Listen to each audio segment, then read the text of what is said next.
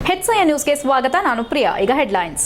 7 ತಿಂಗಳಿಂದ ಕಾರ್ಮಿಕರ ವೇತನ ನೀಡದ ಬಟ್ಟೆ ಕಾರ್ಖಾನೆ ವೇತನ ಬಿಡುಗಡೆಗೆ ಆಗ್ರಹಿಸಿ ನ್ಯೂ ಮಿನರ್ವಾ ಕಾರ್ಮಿಕರ ಪ್ರತಿಭಟನೆ. ನ್ಯೂ ಮಿನರ್ವಾ ಮಿಲ್ ಬಟ್ಟೆ ಫ್ಯಾಕ್ಟರಿ ಮುಂದೆ ಧರಣಿಗೆ ಕುಳಿತ ಸಂತ್ರಸ್ತರು.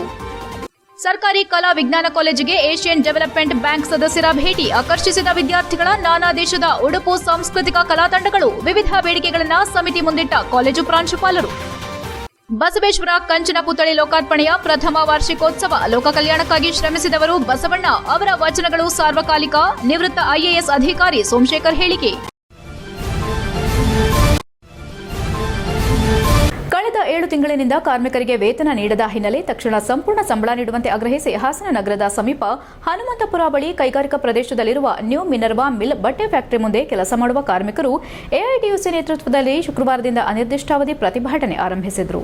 ಇದೇ ವೇಳೆ ಎಐಟಿಯುಸಿ ಜಿಲ್ಲಾಧ್ಯಕ್ಷ ಎಂಸಿ ಡೋಂಗ್ರೆ ಮಾಧ್ಯಮದೊಂದಿಗೆ ಮಾತನಾಡಿ, ತಾಲೂಕಿನ ಹನುಮಂತಪುರದಲ್ಲಿರುವ ನ್ಯೂ ಮಿನರ್ವಾ ಮಿಲ್ ಸಂಸ್ಥೆಯು ನ್ಯಾಷನಲ್ ಟೆಕ್ಸ್ಟೈಲ್ ಕಾರ್ಪೊರೇಷನ್ ಭಾಗವಾಗಿದ್ದು ದೇಶಾದ್ಯಂತ ಈ ರೀತಿಯ 23 ಘಟಕಗಳು ಇದೆ.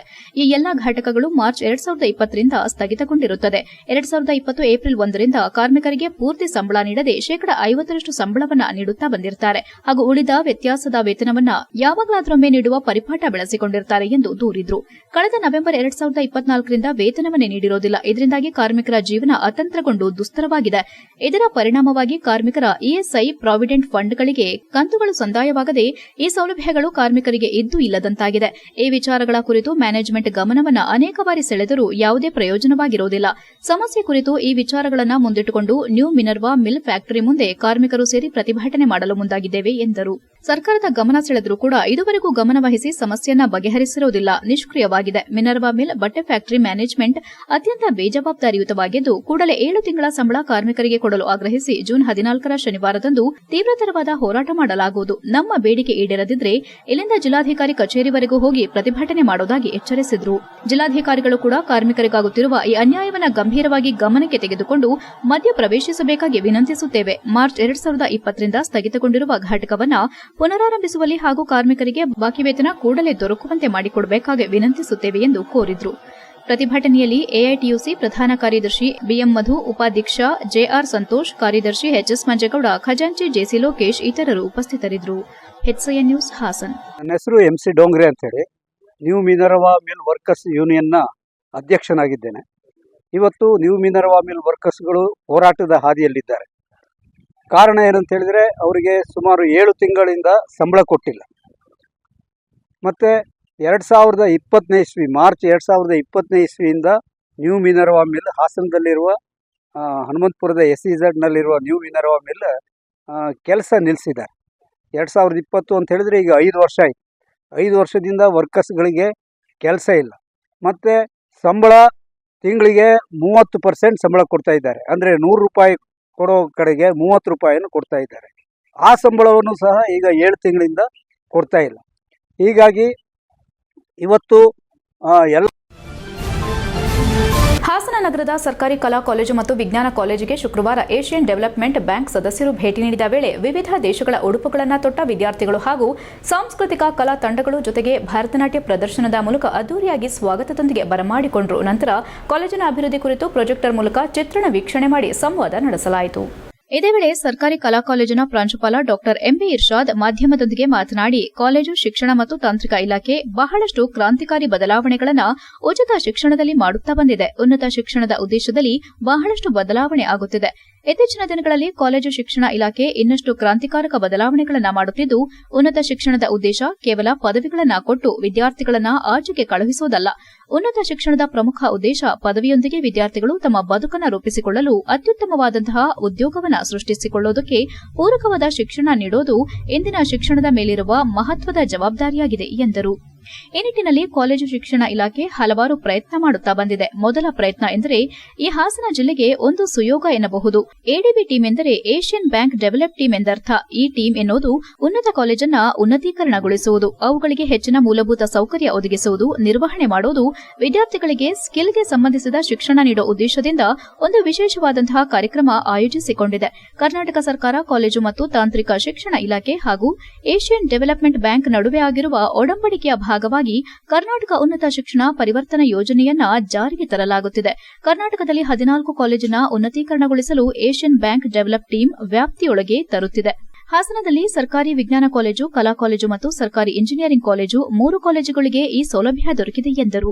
ಹಳೆ ವಿದ್ಯಾರ್ಥಿ ಸಂಘದ ಪರವಾಗಿ ಮಾತನಾಡಿದ ಡಾ ಡಿಜಿ ಕೃಷ್ಣೇಗೌಡ ಅವರು, ಸರ್ಕಾರಿ ವಿಜ್ಞಾನ ಕಾಲೇಜು ಮತ್ತು ಕಾಲೇಜಿನ ವಿದ್ಯಾರ್ಥಿಗಳಿಗೆ ಜಾಗತಿಕ ಸವಾಲುಗಳನ್ನು ಎದುರಿಸಲು ಅವಶ್ಯಕವಾದ ಹಣಕಾಸಿನ ನೆರವನ್ನ ನೀಡಬೇಕೆಂದು ಎಡಿಬಿ ತಜ್ಞರ ಸಮಿತಿಗೆ ಮನವರಿಕೆ ಮಾಡಿಕೊಟ್ಟರು. ಕಾರ್ಯಕ್ರಮದಲ್ಲಿ ಚೀನಾ, ಹಾಂಗ್ಕಾಂಗ್, ಮಲೇಷ್ಯಾ, ಜಪಾನ್ ರಾಷ್ಟಗಳಿಂದ ಎಡಿಬಿ ಸದಸ್ಯರುಗಳಾದ Fook N Chang, Mohammed Faiz, Shaul Hamid, Nahum Kim, Poonam Sharma Bambri, Shaun M Well Bownwood, Yashpal Malik, Samuel K Ang, David ಮತ್ತು ಲೇಹ್ ಮ್ಯಾಕ್ ಮ್ಯಾನಸ್ ಹಾಗೂ ಕಾಲೇಜು ಮತ್ತು ತಾಂತ್ರಿಕ ಶಿಕ್ಷಣ ಇಲಾಖೆ ನಿರ್ದೇಶಕಿ ಡಾ ಶೋಭಾಜಿ, ಪ್ರಾದೇಶಿಕ ಜಂಟಿ ನಿರ್ದೇಶಕ ಪ್ರೊಫೆಸರ್ ಚಂದ್ರಶೇಖರ್ ಬಿ ಉಪಸ್ಥಿತರಿದ್ದರು. HCN news Hassan. ಕಾಲೇಜು ಶಿಕ್ಷಣ ಇಲಾಖೆ ಇತ್ತೀಚಿನ ದಿನಗಳಲ್ಲಿ ಬಹಳಷ್ಟು ಕ್ರಾಂತಿಕಾರಕ ಬದಲಾವಣೆಗಳನ್ನು ಉಂಟು ಮಾಡ್ತಾ ಇದೆ. ಉನ್ನತ ಶಿಕ್ಷಣದ ಉದ್ದೇಶ ಕೇವಲ ಪದವಿಗಳನ್ನು ಕೊಟ್ಟು ವಿದ್ಯಾರ್ಥಿಗಳನ್ನು ಆಚೆಗೆ ಕಳಿಸೋದಲ್ಲ. ಉನ್ನತ ಶಿಕ್ಷಣದ ಉದ್ದೇಶ ಪದವಿ ಜೊತೆಗೆ ಆ ಪದವಿ ಪಡೆದಿರ್ತಕ್ಕಂತಹ ವಿದ್ಯಾರ್ಥಿ ತನ್ನ ಬದುಕನ್ನು ರೂಪಿಸಿಕೊಳ್ಳಲು ಅತ್ಯುತ್ತಮವಾದಂತಹ ಒಂದು ಉದ್ಯೋಗವನ್ನ ಆತ ಸೃಷ್ಟಿಸಿಕೊಳ್ಳುವುದಕ್ಕೆ ಪೂರಕವಾದಂತಹ ಶಿಕ್ಷಣವನ್ನು ನೀಡಬೇಕಾದದ್ದು ಇವತ್ತಿನ ಶಿಕ್ಷಣ ಸಂಸ್ಥೆಗಳ ಮೇಲೆ ಇರ್ತಕ್ಕಂತಹ ಒಂದು ಮಹತ್ವದ ಜವಾಬ್ದಾರಿ. ಈ ನಿಟ್ಟಿನಲ್ಲಿ ಕಾಲೇಜು ಶಿಕ್ಷಣ ಇಲಾಖೆ ಹಲವಾರು ಪ್ರಯತ್ನ. ಲೋಕ ಕಲ್ಯಾಣಕ್ಕಾಗಿ ಶ್ರಮಿಸಿದವರು ಬಸವಣ್ಣನವರು. ಅವರ ವಚನಗಳು ಸಾರ್ವಕಾಲಿಕ ಎಂದು ನಿವೃತ್ತ ಐಎಎಸ್ ಅಧಿಕಾರಿ ಸೋಮಶೇಖರ್ ಹೇಳಿದರು. ಸಕಲೇಶಪುರ ಪಟ್ಟಣದ ಗುರುವೇಗೌಡ ಕಲ್ಯಾಣ ಮಂಟಪದಲ್ಲಿ ತಾಲೂಕು ಮಲೆನಾಡು ವೀರಶೈವ ಸಮಾಜ ಹಮ್ಮಿಕೊಂಡಿದ್ದ ಬಸವೇಶ್ವರ ಕಂಚಿನ ಪುತ್ಥಳಿ ಲೋಕಾರ್ಪಣೆಯ ಪ್ರಥಮ ವಾರ್ಷಿಕೋತ್ಸವದ ಸಮಾರಂಭ ಉದ್ಘಾಟಿಸಿ ಮಾತನಾಡಿ, 12ನೇ ಶತಮಾನದಲ್ಲಿ ಸಾಮಾಜಿಕ ಕ್ಷೇತ್ರಗಳಲ್ಲಿ ಜಾತಿ ತಾರತಮ್ಯ ಭೇದಗಳು ತುಂಬಿ ತುಳುಕುತ್ತಿದ್ದ ವೇಳೆ ಜನ್ಮ ತಳೆದ ಬಸವಣ್ಣ ಸಮಾಜದ ಸುಧಾರಣೆಗಾಗಿ ತಮ್ಮ ಜೀವನವನ್ನೇ ಮುಡಿಪಾಗಿಟ್ಟವರು. ಭೂಮಿ ಮೇಲೆ ಹುಟ್ಟಿದ ಯಾವುದೇ ದಾರ್ಶನಿಕರು ಮಹಿಳೆಯರ ಬಗ್ಗೆ ಮಾತನಾಡಲು ಚಿಂತನದ ಕಾಲದಲ್ಲಿ ಮಹಿಳೆಯರಿಗೆ ಪ್ರಪ್ರಥಮ ಬಾರಿಗೆ ಸ್ವತಂತ್ರ ನೀಡಿದವರು ಬಸವಣ್ಣನವರು. ಕಾಯಕ ಸಿದ್ಧಾಂತವನ್ನ ಜಗತ್ತಿಗೆ ನೀಡಿದ ಕೀರ್ತಿ ಸಹ ಬಸವಣ್ಣನವರಿಗೆ ಸಲ್ಲುತ್ತದೆ. ಪ್ರಪಂಚದ ಮೊದಲ ಪಾರ್ಲಿಮೆಂಟ್ ಸ್ಥಾಪನೆ ನಮ್ಮ ಬಸವಣ್ಣನವರು ಮಾಡಿದ್ರು. ಬಸವಣ್ಣನವರ ವಚನಗಳ ಸಾರವನ್ನ ಮಕ್ಕಳಿಗೆ ಬೋಧನೆ ಮಾಡಬೇಕಿದೆ. ಇದರಿಂದಾಗಿ ಮಕ್ಕಳಲ್ಲಿ ಸಂಸ್ಕಾರ, ಸಂಸ್ಕೃತಿ ವೃದ್ಧಿಸಲಿದ್ದು ಜೀವನದ ಪಾಠವಾಗಲಿದೆ ಎಂದರು. ನಮ್ಮ ಸಂವಿಧಾನವನ್ನ ಹಲವು ಬಾರಿ ಬದಲಿಸಿದ್ದೇವೆ, ಆದರೆ ಬಸವಣ್ಣನವರು ನೀಡಿದ ವಚನಗಳ ಸಾಲು ಒಮ್ಮೆಯೂ ಬದಲಾಗಿಲ್ಲ. ಇಂತಹ ಮಹಾನುಭಾವರ ಜೀವನವನ್ನ ತಮ್ಮ ಜೀವನದಲ್ಲಿ ಅಳವಡಿಸಿಕೊಂಡ್ರೆ ತಾವು ಸಹ ಜಗತ್ತಿನಲ್ಲಿ ಪ್ರಜ್ವಲಿಸಲಿದ್ದೀರಿ ಎಂದರು. ಪ್ರಪಂಚದ ಎಲ್ಲ ಜನರು ನಮ್ಮವರು ಎಂದ ಬಸವಣ್ಣನವರ ಮಾನವ ಧರ್ಮಕ್ಕೆ ಜಯವಾಗಲಿ ಎಂಬ ಸಾಲನ್ನ ಯಾವ ಧರ್ಮದಲ್ಲೂ ಕಾಣಲು ಸಾಧ್ಯವಿಲ್ಲ ಎಂದರು. ವೀರಶೈವ ಸಮಾಜದ ಮುಖಂಡ ಎಡೆಹಳ್ಳಿ ಮಂಜುನಾಥ್ ಮಾತನಾಡಿ, ವಿಶ್ವ ಸಾಹಿತ್ಯವೇ ಒಂದು ತೂಕವಾದರೆ ವಚನ ಸಾಹಿತ್ಯದ ತೂಕವೇ ಒಂದು. ಇಂತಹ ವಚನಗಳನ್ನ ನೀಡಿದ ಬಸವಣ್ಣನವರ ಹೆಸರು ಅಜರಾಮರವಾಗಲಿದೆ. ಜಾತಿ ಸಂಕೋಲಿಯನ್ನ ಮೆಟ್ಟಿ ನಿಲ್ಲುವ ಮೊದಲ ಯತ್ನ ಬಸವಣ್ಣನವರಿಂದ ನಡೆದಿದೆ. ಇದರಿಂದಾಗಿ ಬಸವಣ್ಣನವರ ಅನುಯಾಯಿಗಳು ಪ್ರತಿನಿಧಿಸುವ ವೀರಶೈವ ಸಮಾಜ ಇಂದಿಗೂ ಎಲ್ಲ ಸಮಾಜವನ್ನ ನಮ್ಮವರು ಎಂದು ಅಪ್ಪಿಕೊಂಡು ನಡೆಯುವ ಏಕೈಕ ಸಮಾಜವಾಗಿದೆ ಎಂದರು. ಈ ವೇಳೆ ಮಲೆನಾಡು ವೀರಶೈವ ಸಮಾಜದ ಮಾಜಿ ಅಧ್ಯಕ್ಷ ಎಚ್ಎಂ ಶಶಿಧರ್ ಅವರನ್ನ ಸನ್ಮಾನಿಸಲಾಯಿತು. ಈ ವೇಳೆ ಮಲೆನಾಡು ವೀರಶೈವ ಸಮಾಜದ ಅಧ್ಯಕ್ಷ ಮೂಗ್ಲಿ ಧರ್ಮಪ್ಪ, ಉಪಾಧ್ಯಕ್ಷ ಗಗನ್, ಅಕ್ಕಮಹಾದೇವಿ, ಮಹಿಳಾ ವೇದಿಕೆ ಅಧ್ಯಕ್ಷೆ ಕೋಮಲಾ ದಿನೇಶ್, ಯುವ ವೇದಿಕೆ ಅಧ್ಯಕ್ಷ ಶಶಿಕುಮಾರ್, ಓಂಕಾರ ಮೂರ್ತಿ, ಮಳಲಿ ಸ್ವಾಮಿ ಸೇರಿದಂತೆ ಇತರರು ಭಾಗವಹಿಸಿದ್ರು. HCN news Sakleshpur. ಹೆಣ್ಣಿನ ಕಂಬನಿ ಬತ್ತಿಸಬಲ್ಲೆ, ಆಶಾ ಜ್ಯೋತಿಯ ಹೊತ್ತಿಸಬಲ್ಲೆ, ದೀನರ ಬಾಳನ್ನು ಮುಸುಕಿದ ಕಾಲವ ಕಬಳಿಸಿ ಬಂದೆ, ಧವಳಿಸಿ ಬಂದೆ, ಕನ್ನಡ ವನದಲ್ಲಿ ಕುಣಿದಾಡಿ ಬಂದೆ, ಕುಣಿದಾಡಿ ಬಂದೆ, ಬಸವನ ಬೆಳಗ್ಗೆ ಎಲ್ಲಾಡಿ ಬಂದೆ, ವಚನ ಪುಷ್ಪಗಳ ಅರಳಿಸಿ ಬಂದೆ, ಹಾಡು ಹಬ್ಬಗಳ ಆಗಲಿಸಿ ಬಂದೆ. ಫೆಬ್ರವರಿ 25ರಂದು ಪ್ರಾರಂಭಗೊಳ್ಳುತ್ತೆ. ಅದರ ಅಧ್ಯಕ್ಷತೆಯನ್ನು ಶ್ರೀ BS ದೇವರಾಜ್ ಅವರು ನಡೆಸಿಕೊಂಡು ಬರ್ತಾ ಇದ್ದಾರೆ. ಅದೇ ರೀತಿ ಅವರು ಒಂದು 6-7 ವರ್ಷಗಳ ನಂತರ 1989ರಲ್ಲಿ ಒಂದು ಸಭೆಯನ್ನು ಕರೆದು ಪಠಣ ಮಾಡಿದಾಗ ನನಗೆ ನನ್ನ ಬಗ್ಗೆನೇ ಅಸಹ್ಯ ಆಗುತ್ತೆ.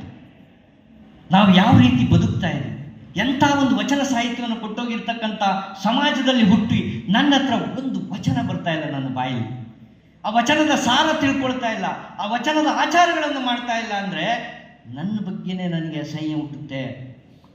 ಸೌದಿ ಅರೇಬಿಯಾದ ದೊರೆ ಬಸವಣ್ಣನವರ ವಚನಗಳನ್ನು ಉರ್ದು ಭಾಷೆಗೆ ಭಾಷಾಂತರ ಮಾಡ್ತಾ ಇದ್ದಾರೆ ಜಗತ್ತಿನಲ್ಲಿ. HCN ನ್ಯೂಸ್ನಲ್ಲಿ ಈಗ ಒಂದು ಪುಟ್ಟ break. Welcome to Jaya International Public School, located in a peaceful, pollution-free area near RTO B. Katehalli, Hassan.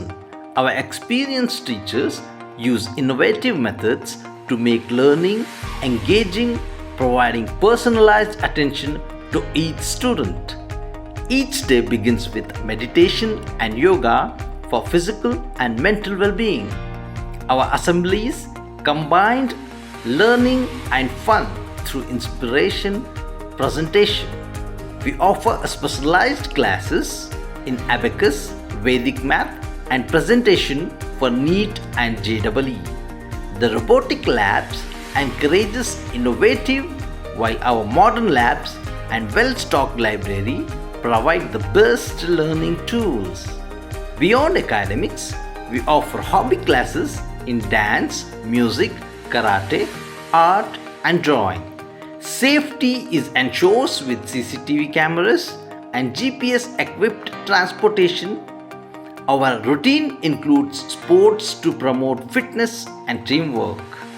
Jaya International Public School fosters excellence and joy in learning. We also excited to announce opening of Unit 2 Jaya Techno School in the 2025-26 academic year at KSRTC Layout, Arsikere Road, Hassan, with digital classroom, high-tech lab, and innovative learning method.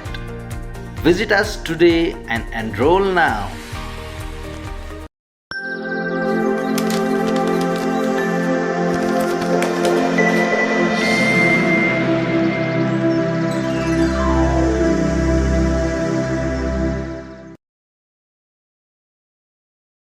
ಬ್ರೇಕ್ನ ನಂತರ HCN ನ್ಯೂಸ್ಗೆ ಸ್ವಾಗತ. Dengue, chikungunya ಮತ್ತು malaria ತಡೆಗಟ್ಟುವ ಕುರಿತು ಅಂತರ್ ಇಲಾಖಾ ಸಮನ್ವಯ ಸಮಿತಿ ಸಭೆಯನ್ನು ಜೂನ್ 12ರಂದು ಬೇಲೂರು ತಾಲೂಕು ಆರೋಗ್ಯ ಅಧಿಕಾರಿಗಳ ಕಚೇರಿಯಲ್ಲಿ ತಹಸೀಲ್ದಾರ್ ಅಧ್ಯಕ್ಷತೆಯಲ್ಲಿ ಸಭೆಯನ್ನು ನಡೆಸಲಾಯಿತು. ತಾಲೂಕು ಆರೋಗ್ಯಾಧಿಕಾರಿ ಡಾಕ್ಟರ್ ವಿಜಯ್ ಮಾತನಾಡಿ, ಡೆಂಗ್ಯೂ ಕಾಯಿಲೆಯು ಮಾರಣಾಂತಿಕವಾಗಿದ್ದು ಮಳೆಗಾಲ ಪ್ರಾರಂಭವಾಗಿರುವುದರಿಂದ ಸೊಳ್ಳೆಗಳ ಉತ್ಪತ್ತಿ ತಾಣಗಳನ್ನು ನಿರ್ಮೂಲನೆ ಮಾಡಬೇಕು. ಡೆಂಗ್ಯೂ ಕಾಯಿಲೆಯು ಸೋಂಕಿತ ಈಡೀಸ್ ಸೊಳ್ಳೆಯು ಕಚ್ಚೋದ್ರಿಂದ ಬರುತ್ತದೆ. ಇದು ಸ್ವಚ್ಛ ನೀರಿನಲ್ಲಿ ಸೊಳ್ಳೆಯ ಸಂತಾನ ಅಭಿವೃದ್ಧಿಯನ್ನ ಮಾಡುವುದು. ಹಗಲು ಹೊತ್ತಿನಲ್ಲಿ ಕಚ್ಚುವುದು. ಅದರಿಂದ ಸಾರ್ವಜನಿಕರು ಮನೆಯ ಒಳಾಂಗಣದಲ್ಲಿ ತೊಟ್ಟಿ, ಡ್ರಮ್ಮು, ಬ್ಯಾರೆಲ್ಗಳಲ್ಲಿ ನೀರು ಶೇಖರಿಸಿ ಸರಿಯಾಗಿ ಮುಚ್ಚಿಡಬೇಕು. ವಾರಕ್ಕೊಮ್ಮೆ ಸ್ವಚ್ಛಗೊಳಿಸಿ ನಂತರ ನೀರು ತುಂಬಿಸಿ ಮುಚ್ಚಿಡಬೇಕು. ಮನೆ ಹೊರಾಂಗಣದಲ್ಲಿ ತೆಂಗಿನ ಚಿಪ್ಪು, ಎಳನೀರು ಚಿಪ್ಪು, ಟೈರ್, ಒಡೆದ ಬಾಟಲಿಗಳು, ಪ್ಲಾಸ್ಟಿಕ್ ಲೋಟಗಳು, ಇನ್ನಿತರೆ ಪರಿಕರಗಳಲ್ಲಿ ನೀರು ಶೇಖರವಾಗದಂತೆ ನೋಡಿಕೊಳ್ಳಬೇಕು ಮತ್ತು ಸರಿಯಾಗಿ ಘನತ್ಯಾಜ್ಯ ವಸ್ತುಗಳನ್ನು ವಿಲೇವಾರಿ ಮಾಡಬೇಕು. ಯಾವುದೇ ಜ್ವರವಿರಲಿ ರಕ್ತ ಪರೀಕ್ಷೆ ಮಾಡಿಸಿ ಆಸ್ಪತ್ರೆಗಳಲ್ಲಿ ಚಿಕಿತ್ಸೆ ಪಡೆದುಕೊಳ್ಳಬೇಕೆಂದು ತಿಳಿಸಿದರು. ಡೆಂಗ್ಯೂ ಜ್ವರದ ಲಕ್ಷಣಗಳಾದ ತೀವ್ರ ಜ್ವರ, ತಲೆನೋವು, ಮೈಕೈ ನೋವು, ಮಾಂಸಖಂಡ ನೋವು ಇಂತಹ ಲಕ್ಷಣಗಳು ಕಂಡುಬಂದರೆ ತಕ್ಷಣ ಸೂಕ್ತವಾದ ಚಿಕಿತ್ಸೆ ಪಡೆದುಕೊಳ್ಳಬೇಕೆಂದು ತಿಳಿಸಿದರು. ಮತ್ತು ಸೊಳ್ಳೆ ಕಚ್ಚುವಿಕೆಯಿಂದ ಪಾರಾಗಲು ಮಲಗುವಾಗ ಸೊಳ್ಳೆ ಪರದೆಯನ್ನು ಬಳಸಬೇಕು. ಮೈತುಂಬ ಬಟ್ಟೆಯನ್ನು ಧರಿಸಬೇಕು ಎಂದರು. ಡೆಂಗ್ಯೂ, ಚಿಕನ್ಗುನ್ಯಾ, ಮಲೇರಿಯಾ ರೋಗಗಳನ್ನು ತಡೆಗಟ್ಟಲು ಸೊಳ್ಳೆಗಳ ಉತ್ಪತ್ತಿ ತಾಣಗಳನ್ನು ನಿಷ್ಕ್ರಿಯಗೊಳಿಸುವುದರಿಂದ ಸೊಳ್ಳೆಗಳ ಸಂತಾನ ವೃದ್ಧಿಯನ್ನು ತಡೆಗಟ್ಟಿ ರೋಗಗಳಿಂದ ಮುಕ್ತಿ ಹೊಂದಬಹುದೆಂದು ತಿಳಿಸಿದರು. ನಂತರ ಉಪ ತಹಸೀಲ್ದಾರ್ ಅಶೋಕ್ ಮಾತನಾಡಿ, ಇಲಾಖಾವಾರು ಜವಾಬ್ದಾರಿ ಕುರಿತು ಮಾಹಿತಿ ನೀಡಿದ್ರು ಹಾಗೂ ಎಲ್ಲ ಇಲಾಖೆ ಸಹಕಾರದಿಂದ ಈ ಮೇಲ್ಕಂಡ ರೋಗಗಳನ್ನು ತಡೆಗಟ್ಟಬಹುದೆಂದು ತಿಳಿಸಿದರು. ರೋಗಗಳ ನಿಯಂತ್ರಣ ಮತ್ತು ತಡೆಗಟ್ಟುವಲ್ಲಿ ತಾಲೂಕು ಆಡಳಿತದಿಂದ ಸಂಪೂರ್ಣ ಸಹಕಾರ, ಬೆಂಬಲ ಸದಾ ನೀಡಲಾಗುವುದು ಎಂದರು. ಈ ಸಭೆಯಲ್ಲಿ ತಾಲೂಕು ಪಂಚಾಯಿತಿ ಸಹಾಯಕ ನಿರ್ದೇಶಕ ಗುರುಪ್ರಸಾದ್, ಶಿಶು ಯೋಜನಾ ಅಭಿವೃದ್ಧಿ ಅಧಿಕಾರಿ ಗಂಗಮ್ಮ, ತಾಲೂಕು ಮಟ್ಟದ ಇಲಾಖಾ ಅಧಿಕಾರಿಗಳು ಶ್ರೀಮತಿ, ಕ್ಷೇತ್ರ ಶಿಕ್ಷಣಾಧಿಕಾರಿ ಉಷಾ, ತಾಲೂಕು ಹಿರಿಯ ಆರೋಗ್ಯ ನಿರೀಕ್ಷಣಾಧಿಕಾರಿ ದಯಾನಂದ್, ಆರೋಗ್ಯ ನಿರೀಕ್ಷಕರಾದ ಮೋಹನ್, ವೈದ್ಯಾಧಿಕಾರಿಗಳು ಮತ್ತು ಸಿಬ್ಬಂದಿ ವರ್ಗದವರು, ಆಶಾ ಮೇಲ್ವಿಚಾರಕರು ಮತ್ತು ಇಲಾಖೆಯ ಎಲ್ಲಾ ಸಿಬ್ಬಂದಿ ವರ್ಗ ಹಾಜರಿದ್ದರು. HCN news, Belur. ಮುಂಜಾಗ್ರತಾ ಕ್ರಮವಾಗಿ ಎಲ್ಲ ಇಲಾಖೆಯ ಸಹಕಾರನ ಕೋರ್ತಾ, ಡೆಂಗಿ ಜ್ವರ ಎಸ್ಪೆಷಲಿ ಈಗ ಸುಮಾರು ವರ್ಷದಿಂದ ನಮ್ಮಲ್ಲಿ ಡೆಂಗಿ ಜ್ವರ ಕಾಣಿಸ್ಕೊಳ್ತಿದೆ. ಕಳೆದ ಸಾಲಿನಲ್ಲೂ ಕೂಡ ಸುಮಾರು 63 ಕೇಸ್ಗಳು ಡೆಂಗಿ ಕೇಸ್ಗಳು ಕಾಣಿಸ್ಕೊಂಡಿತ್ತು. ಆದರೆ ಯಾವುದೇ ಸಾವು ನೋವುಗಳು ಆಗಲಿಲ್ಲ. ಮುಂದಿನ ದಿನಗಳಲ್ಲಿ ಇನ್ನೂ ಕಡಿಮೆ ಮಾಡುವ ನಿಟ್ಟಿನಲ್ಲಿ ಡೆಂಗಿ ಜ್ವರ, ಮಲೇರಿಯಾ ಅಥವಾ ಚಿಕನ್ಗುನ್ಯಾ ಈ ಥರದ ಯಾವುದೇ ಸಾಂಕ್ರಾಮಿಕ ರೋಗಗಳನ್ನು ಜಾಸ್ತಿ ಆಗದ ಹಾಗೆ ಈಗಲಿಂದಲೇ ಅವುಗಳನ್ನು ಕಂಟ್ರೋಲ್ ಮಾಡುವ ನಿಟ್ಟಿನಲ್ಲಿ ಈ ಒಂದು ಕಾರ್ಯಕ್ರಮವನ್ನು ಹಮ್ಮಿಕೊಳ್ತಿದ್ದೀವಿ. ಧಾರವಾಡ ಜಿಲ್ಲೆಯಲ್ಲಿ ಕಳೆದ 2-3 ದಿನಗಳಿಂದ ಭಾರೀ ಪ್ರಮಾಣದಲ್ಲಿ ಮಳೆಯಾಗುತ್ತಿದ್ದು, ಮಳೆಯಿಂದ ಹಾನಿಯಾಗಿರುವ ಪ್ರದೇಶಗಳನ್ನು ಕಾರ್ಮಿಕ ಹಾಗೂ ಧಾರವಾಡ ಜಿಲ್ಲಾ ಉಸ್ತುವಾರಿ ಸಚಿವರಾದ ಸಂತೋಷ್ ಲಾಡ್ ಅವರು ಶುಕ್ರವಾರ ವೀಕ್ಷಿಸಿದರು. ಬಾಧಿತ ಪ್ರದೇಶಗಳ ವೀಕ್ಷಣೆಗೆ ಸರ್ಕಾರಿ ಕಾರಿನಲ್ಲಿ ತೆರಳದೆ ವಾರ್ತಾ ಇಲಾಖೆಯಿಂದ ಆಯೋಜನೆಯಾಗಿದ್ದ ಪತ್ರಕರ್ತರ ವಾಹನದಲ್ಲೇ ತೆರಳಿದ ಸಚಿವರು ಪತ್ರಕರ್ತರೊಂದಿಗೆ ಮಾಹಿತಿ ವಿನಿಮಯ ಮಾಡಿಕೊಂಡರು. ಜೂನ್ 13ರಂದು ಧಾರವಾಡ ಜಿಲ್ಲಾ ಪ್ರವಾಸ ಕೈಗೊಂಡಿರುವ ಸಚಿವರು ವಿವಿಧೆಡೆ ಮಳೆಯಿಂದ ತೊಂದರೆಯಾಗಿರುವ ಪ್ರದೇಶಗಳಿಗೆ ಭೇಟಿ ನೀಡಿ ಪರಾಮರ್ಶೆ ನಡೆಸಲಿದ್ದಾರೆ. HCN news Hassan. HCN ನ್ಯೂಸ್ನಲ್ಲಿ ಈಗ ಒಂದು ಪುಟ್ಟ ಬ್ರೇಕ್.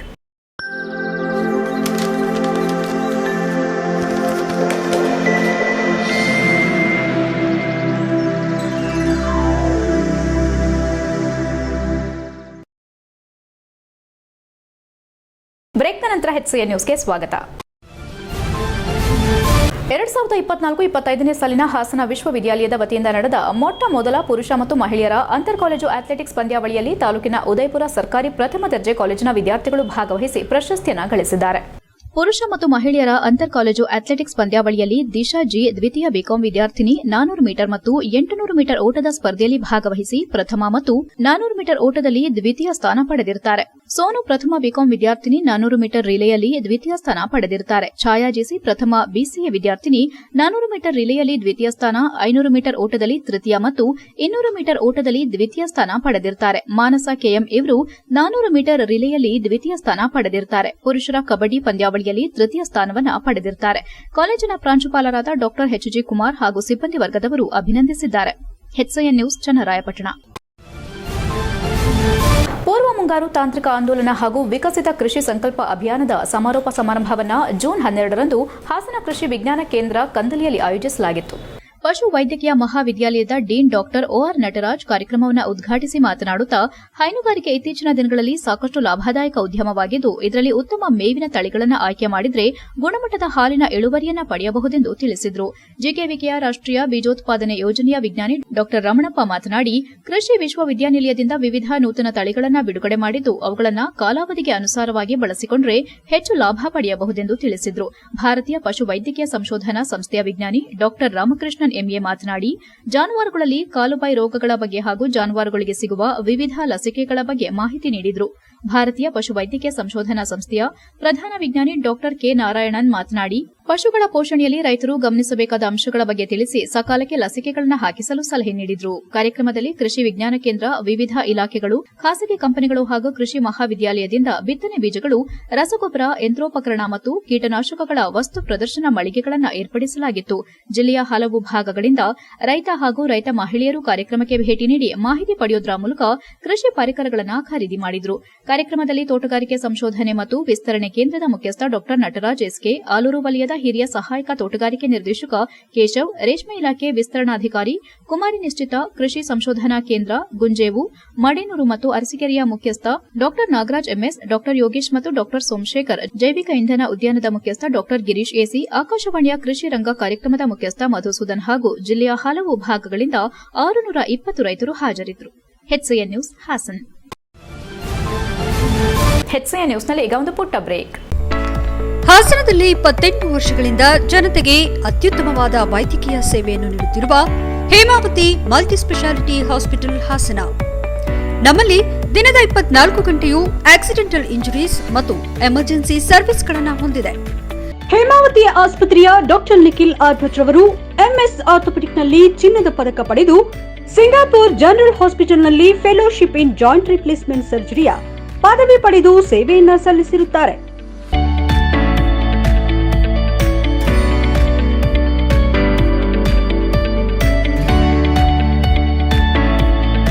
ನಮ್ಮಲ್ಲಿ ಆಂಬ್ಯುಲೆನ್ಸ್ ಸೇವೆಯೂ ಲಭ್ಯ. ಇನ್ನೇಕೆ ತಡ? ನೀವು ಯಾವುದೇ ಮೂಳೆ ಸಮಸ್ಯೆ ಹೊಂದಿದ್ದರೆ ಹಿಂದೆ ಭೇಟಿ ನೀಡಿ. ಹೇಮಾವತಿ ಮಲ್ಟಿಸ್ಪೆಷಾಲಿಟಿ ಹಾಸ್ಪಿಟಲ್, ಉತ್ತರ ಬಡಾವಣೆ, ಹಾಸನ. ಬ್ರೇಕ್ನ ನಂತರ HCN ನ್ಯೂಸ್ಗೆ ಸ್ವಾಗತ. ಸರ್ಕಾರಿ ಜಾಗದಲ್ಲಿ ಅಕ್ರಮವಾಗಿ ವಾಣಿಜ್ಯ ಅಂಗಡಿ ಮಳಿಗೆಗಳ ನಿರ್ಮಾಣ ಮಾಡಲು ಪುರಸಭಾ ಉಪಾಧ್ಯಕ್ಷೆ, ವಾರ್ಡ್ ನಂಬರ್ 15ರ ಸದಸ್ಯೆ ಸಹಕಾರ ನೀಡುತ್ತಿದ್ದಾರೆ ಹಾಗೂ ಇದಕ್ಕೆ ಸಂಬಂಧಪಟ್ಟ ಅಧಿಕಾರಿಗಳು ಕಣ್ಮುಚ್ಚಿ ಕುಳಿತಿರುವ ಪರಿಸ್ಥಿತಿ ನಿರ್ಮಾಣವಾಗಿದೆ ಎಂದು ಸಾಮಾಜಿಕ ಕಾರ್ಯಕರ್ತ, ಹೋರಾಟಗಾರ CM ರಾಘವೇಂದ್ರ ಆರೋಪಿಸಿದ್ದಾರೆ. ಚನ್ನರಾಯಪಟ್ಟಣದ ಪ್ರವಾಸಿ ಮಂದಿರದಲ್ಲಿ ಸುದ್ದಿಗಾರರೊಂದಿಗೆ ಮಾತನಾಡಿ ವಾರ್ಡ್ ನಂಬರ್ 15ರಲ್ಲಿ 1 ಎಕರೆ 4 ಗುಂಟೆ ಸರ್ಕಾರಿ ಜಾಗವಿದ್ದು ಇದರಲ್ಲಿ ಹಾಲಿ ಪುರಸಭಾ ಉಪಾಧ್ಯಕ್ಷರ ವಾರ್ಡ್ಗೆ ಸಂಬಂಧಿಸಿದ ಜಾಗವಾಗಿದೆ. ಆದರೆ ಅದೇ ವಾರ್ಡಿನ ಮಾಜಿ ಪುರಸಭಾ ಸದಸ್ಯ ಮತ್ತು ಉಪಾಧ್ಯಕ್ಷರ ಸಂಬಂಧಿ ಇವರಿಬ್ಬರು ಸೇರಿಕೊಂಡು ಈ ಸರ್ಕಾರಿ ಜಾಗವನ್ನ ಖಾತೆ ಮಾಡಿಸಿಕೊಂಡು ಸರ್ಕಾರಿ ಜಾಗದಲ್ಲಿ ಅಂಗಡಿ ಮಳಿಗೆಗಳನ್ನು ನಿರ್ಮಾಣ ಮಾಡುತ್ತಿದ್ದಾರೆ. ಅದನ್ನು ಖಂಡಿಸಿ ಜಿಲ್ಲಾಧಿಕಾರಿಗಳಿಗೆ ಮತ್ತು ಸಂಬಂಧಪಟ್ಟ ಅಧಿಕಾರಿಗಳಿಗೆ ದೂರು ಸಹ ನೀಡಲಾಗಿತ್ತು. ಹಾಗೂ ಚನ್ನರಾಯಪಟ್ಟಣದ ನ್ಯಾಯಾಂಗ ಇಲಾಖೆಯಲ್ಲೂ ಕೂಡ ಕಾನೂನು ಸಮರವನ್ನ ಹೂಡಿದ್ದು ಇದರ ಹಿನ್ನೆಲೆ ನ್ಯಾಯಾಂಗ ಇಲಾಖೆಯಲ್ಲಿ ನ್ಯಾಯ ದೊರಕದೆ ಹಿನ್ನಡೆ ದೊರೆತಿದೆ ಎಂದರು. ನಂತರ ಮೇಗಲಕೇರಿ ಶ್ರೀ ವೀರಾಂಜನೇಯ ಟ್ರಸ್ಟ್ ಮತ್ತು ಸೇವಾ ಸಮಿತಿಯವರು ಬಸವನಕಟ್ಟೆ ಸಂತೆ ಮೈದಾನದ ಸರ್ವೆ ನಂಬರ್ 164ರಲ್ಲಿ ನಮ್ಮ ತಾತ ಮುತ್ತಾತರ ಕಾಲದಿಂದಲೂ ಇದ್ದಂತಹ ಮಹಾನವಮಿ ಮಂಟಪ ಇದ್ದು ಇದರ ಸುತ್ತಮುತ್ತ ಸರ್ಕಾರಿ ಜಾಗವನ್ನು ಸಹ ಹೊಂದಿದೆ. ಈ ಸ್ಥಳದಲ್ಲಿ ಕೋಟೆ ಚಂದ್ರಮೌಳೇಶ್ವರ ದೇವರನ್ನ ಪ್ರತಿ ವರ್ಷ ವಿಜಯದಶಮಿಯಂದು ಉತ್ಸವ ಮೂರ್ತಿಯನ್ನ ಪಟ್ಟಣದ ಪ್ರಮುಖ ಬೀದಿಗಳಲ್ಲಿ ಉತ್ಸವದೊಂದಿಗೆ ಕರೆತಂದು ಬನ್ನಿ ಮುರಿದು ಬಸವನಕಟ್ಟೆಯ ಮಹಾನವಮಿ ಮಂಟಪದಲ್ಲಿ ಕೂರಿಸಿ ಪೂಜೆ ಸಲ್ಲಿಸುತ್ತಿದ್ರು. ಪದ್ಧತಿ ಬಹಳ ತಲೆತಲಾಂತರದಿಂದ ನಡೆದುಕೊಂಡು ಬರುತ್ತಿತ್ತು. ಇದು ಮೂಲತಃ ಸರ್ಕಾರಿ ಆಸ್ತಿಯಾಗಿರುತ್ತದೆ. ಈ ಆಸ್ತಿಯನ್ನ ಸಾರ್ವಜನಿಕರ ಹಿತಾಸಕ್ತಿಗಾಗಿ ಮತ್ತು ಪೂಜೆಯನ್ನ ನೆರವೇರಿಸಲು ಈ ಸ್ಥಳವನ್ನ ಉಳಿಸಬೇಕಾಗಿದ್ದ ಹಾಗೂ ಈ ಮಹಾನವಮಿ ಮಂಟಪವನ್ನ ಕೂಡ ಉಳಿಸಬೇಕು ಎಂದು ವಾಣಿಜ್ಯ ಮಳಿಗೆ ನಿರ್ಮಾಣ ಕಾರ್ಯ ಮಾಡುತ್ತಿದ್ದು ಕೂಡಲೇ ಈ ವಾಣಿಜ್ಯ ಮಳಿಗೆ ನಿರ್ಮಾಣ ಕಾರ್ಯವು ಸ್ಥಗಿತಗೊಳ್ಳಬೇಕು. ಇಂತಹ ಅಕ್ರಮ ಕಾರ್ಯಗಳು ಎಷ್ಟರ ಮಟ್ಟಿಗೆ ಸರಿಯಾಗಿದೆ, ಕೂಡಲೇ ಇದಕ್ಕೆ ಸಂಬಂಧಪಟ್ಟ ಅಧಿಕಾರಿಗಳು ಗಮನ ವಹಿಸಬೇಕು. ಇಲ್ಲದೆ ಹೋದ ಪಕ್ಷದಲ್ಲಿ ಉಗ್ರ ಹೋರಾಟ ಮಾಡಲಾಗುವುದೆಂದು ಎಚ್ಚರಿಸಲಾಗಿದೆ ಎಂದರು. HCN news Channarayapatna. ನಮಸ್ತೆ. ನಾನು ಸಾರ್ವಜನಿಕ ವಾಗಿ ತಿಳಿಸೋದೇನೆಂದರೆ ಮೇಳಕೇರಿ 15ನೇ ವಾರ್ಡು ಶ್ರೀ ವೀರಾಂಜನೇಯ ದೇವಸ್ಥಾನ ಮುಂಭಾಗದಲ್ಲಿ ಸರ್ವೆ ನಂಬರ್ 164 ಬಸವನಕಟ್ಟೆ ಸರ್ಕಾರಿ ಜಾಗವಿದ್ದು ಈ ಜಾಗದಲ್ಲಿ ಕೆಲವು ಖಾಸಗಿ ವ್ಯಕ್ತಿಗಳಾದ CT ನಾಗರಾಜು ಮತ್ತು ಕಡ್ಡಿಪುಡಿ ರವೀಶ್ ಅವರು ಅಕ್ರಮವಾಗಿ ಕಟ್ಟಡ ಕಟ್ತಾ ಇದ್ದಾರೆ. ಇದರ ಬಗ್ಗೆ ನಾನು ಈಗ ಸಂಕ್ಷಿಪ್ತ ಸುದ್ದಿಗಳು. ಸಕಲೇಶಪುರ ತಾಲೂಕಿನ ಕುರಬತ್ತೂರು ಗ್ರಾಮ ಪಂಚಾಯಿತಿಯ ಶುಕ್ರವಾರ ಸಂತೆಯ ಶ್ರೀ ಮಂಜುನಾಥೇಶ್ವರ ಶಾಲೆಯಲ್ಲಿ 2025-26ನೇ ಸಾಲಿನ ಅಕ್ಷರ ಅಭ್ಯಾಸ ಕಾರ್ಯಕ್ರಮವನ್ನು ಎಲ್ಕೆಜಿಗೆ ಹೊಸದಾಗಿ ದಾಖಲಾದ 25 ವಿದ್ಯಾರ್ಥಿಗಳಿಗೆ ಪುರೋಹಿತರಾದ ಶಂಕರಯ್ಯ ಅವರ ನೇತೃತ್ವದಲ್ಲಿ ಸರಸ್ವತಿ ಹಾಗೂ ಗಣೇಶನ ಫೋಟೋಗೆ ವಿಶೇಷವಾಗಿ ಪೂಜೆ ಸಲ್ಲಿಸಿ ಪೋಷಕರ ಸಮ್ಮುಖದಲ್ಲಿ ಅಕ್ಷರ ಅಭ್ಯಾಸ ಮಾಡಿಸಲಾಯಿತು. ಪೋಷಕರೊಂದಿಗೆ ತಟ್ಟೆಯಲ್ಲಿ ಅಕ್ಕಿ ಹಾಕಿ ಅರಿಶಿನ ಕೊಂಬು ಜೊತೆ ಓಂ ಹಾಗೂ ಶ್ರೀ ಬರೆಸುವ ಮೂಲಕ ಅಕ್ಷರಾಭ್ಯಾಸ ಕಾರ್ಯಕ್ರಮ ಮಾಡಲಾಯಿತು. ಕಾರ್ಯಕ್ರಮಕ್ಕೆ ಸಂಸ್ಥೆಯ ಅಧ್ಯಕ್ಷರು, ಕಾರ್ಯದರ್ಶಿಗಳು, ಶಾಲೆಯ ಮುಖ್ಯ ಅಧ್ಯಾಪಕರು, ಶಿಕ್ಷಕ ವೃಂದ ಹಾಗೂ ಪೋಷಕರು ಭಾಗವಹಿಸಿ ಕಾರ್ಯಕ್ರಮದ ಯಶಸ್ವಿಗೆ ಕಾರಣಕರ್ತರಾದರು. HCN news Sakleshpur. ಕೊನೆಯಲ್ಲಿ ಮತ್ತೊಮ್ಮೆ ಮುಖ್ಯಾಂಶಗಳು. 7 ತಿಂಗಳಿಂದ ಕಾರ್ಮಿಕರ ವೇತನ ನೀಡದ ಬಟ್ಟೆ ಕಾರ್ಖಾನೆ ವೇತನ ಬಿಡುಗಡೆಗೆ ಆಗ್ರಹಿಸಿ ನ್ಯೂ ಮಿನರ್ವಾ ಕಾರ್ಮಿಕರ ಪ್ರತಿಭಟನೆ. ನ್ಯೂ ಮಿನರ್ವಾ ಮಿಲ್ ಬಟ್ಟೆ ಫ್ಯಾಕ್ಟರಿ ಮುಂದೆ ಧಾರಣಿಗೆ ಕುಳಿತ ಸಂತ್ರಸ್ತರು. ಸರ್ಕಾರಿ ಕಲಾ ವಿಜ್ಞಾನ ಕಾಲೇಜಿಗೆ ಏಷ್ಯನ್ ಡೆವಲಪ್ಮೆಂಟ್ ಬ್ಯಾಂಕ್ ಸದಸ್ಯರ ಭೇಟಿ. ಆಕರ್ಷಿಸಿದ ವಿದ್ಯಾರ್ಥಿಗಳ ನಾನಾ ದೇಶದ ಉಡುಪು ಸಾಂಸ್ಕೃತಿಕ ಕಲಾ ತಂಡಗಳು. ವಿವಿಧ ಬೇಡಿಕೆಗಳನ್ನು ಸಮಿತಿ ಮುಂದಿಟ್ಟ ಕಾಲೇಜು ಪ್ರಾಂಶುಪಾಲರು. ಬಸವೇಶ್ವರ ಕಂಚಿನ ಪುತ್ಥಳಿ ಲೋಕಾರ್ಪಣೆಯ ಪ್ರಥಮ ವಾರ್ಷಿಕೋತ್ಸವ. ಲೋಕ ಕಲ್ಯಾಣಕ್ಕಾಗಿ ಶ್ರಮಿಸಿದವರು ಬಸವಣ್ಣ. ಅವರ ವಚನಗಳು ಸಾರ್ವಕಾಲಿಕ. ನಿವೃತ್ತ IAS ಅಧಿಕಾರಿ ಸೋಮಶೇಖರ್ ಹೇಳಿಕೆ. ಎಷ್ಟೊತ್ತು ನೀವು ನೋಡಿದ್ದು ಹಾಸನದ ಸುದ್ದಿ ಅಂದ್ರೆ HCN ನ್ಯೂಸ್.